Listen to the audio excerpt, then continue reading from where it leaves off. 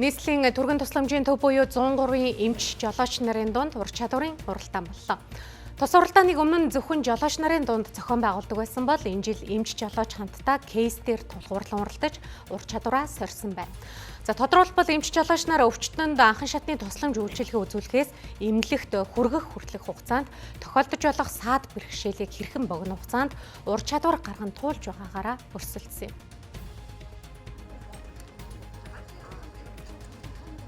Гутгаар баг дээр өгдөх кейс байна. 45 настай ихтэй гудамжинд ухаангүй байсан дуулан дээр очив. Дуулгаар очиход осолдогч орчиндөө ямар нэгэн байдлаар харьцаагүй. За амьсгалж буй хэсэг нь тодорхойгүй. За ийм осолдогчийг та мэд суурь засгийн амьдралын дагуу үнэлж, за амьд суурь засгийн нэгдүгээр алхам буюу эрт осолдогчийг эрт тань, хоёрдугаар алхам буюу засгийн амьдралтыг хийж үзүүл, гуравдугаар алхам буюу эдийн аппаратаар зөв ашиглаж зөвхний хэмнэлийг засгсан даалгаврыг гүйцэтгэнэ. За. Хоолой. Амбо маска. За, тоглолоо шүү. За.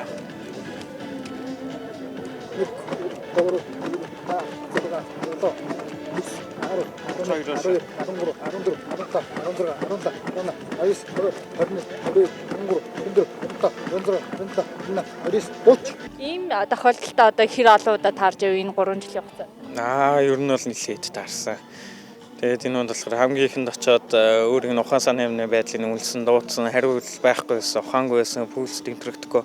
Тэгээд шууд жолоочтой нийлэлсхийн амьдруулах хэсгээр тусламжаа шууд ярилтаа эхлүүлж байгаа.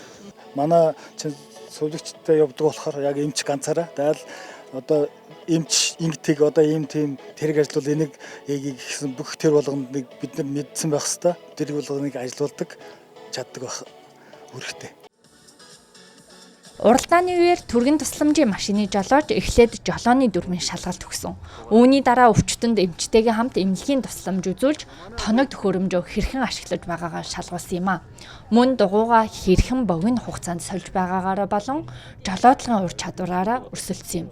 Нэг баг болон оролцож байгаа эмч Баяндалаа 3 дахь жилдээ нийслэлийн түргэн тусламжийн төвд ажиллаж байгаа бол жолооч Баямөх 7 дахь жилдээ ажиллаж байгаамаа.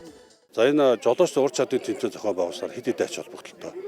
Нэгдүгээр болохоор бид нар яалтаа тусламжийн үед өвчтөнд тусламж үзүүлэхэд ганц эмч үзүүлэхгүй жолооч хэрхэн энийг боох, хэрхэн тээвэрлэх гэсэн юм дээр энэ дөр бол нэг суралцаж яаж байгаа. Хоёрдугаар яалтаа үед бид нар бол хугацаа алдахгүй тул дугуй хагасан үед машины янз бүрийн гэмтлийн үед хурдан оншилж энийг түргэн шуурхаа үд ясна бэлэн байдалтад оруулах юм байна. Энийг ер нь зохион байгуулсаар манай жид болгохоор жолооч нэг нэгээс суралцж байгаа. Хоёрдугаар бид нар бэлэн байдлууд хангаж байгаагаар ач холбогдолтой байгаамаа. Тус уралдааныг 5 дахь жилдээ зохион байгуулж байна. Түргэн тусламжийн машины жолооч нь шаардлагатай үед сувлагчийн үүрэг гүйцэтгэдэг. Тэгвэл тус уралдаан нь бодит амьдралд тохиолдож болох үйл явдлуудад эмч жолооч нарыг бэлтгэж сандрахгүй байх, туршлага хуримтлуулах зэрэг олон давуу талыг олгож байгаагаар онцлог юм а. Эмч жолооч нарын хувьд үргэлж өвхөл амьдралтай тэмцэж байдаг. Иймээс түргэний машинд аль болох зам тавьж өгч байхыг уриалсан юм а.